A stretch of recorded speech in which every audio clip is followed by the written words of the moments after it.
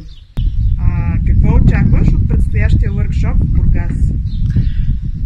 Очаквам интересни срещи с интересни хора, очаквам свързвания и хубаво подсрещане от град Бургас и нося хубава емоция, енергия. Що е то сетивен театър? Това е едно чудо.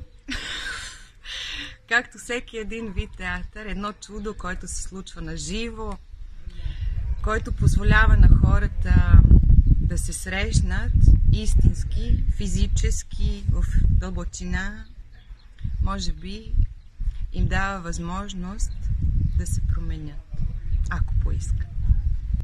Каква суперсила би искала да имаш? Суперсила? Имам всякакви суперсили.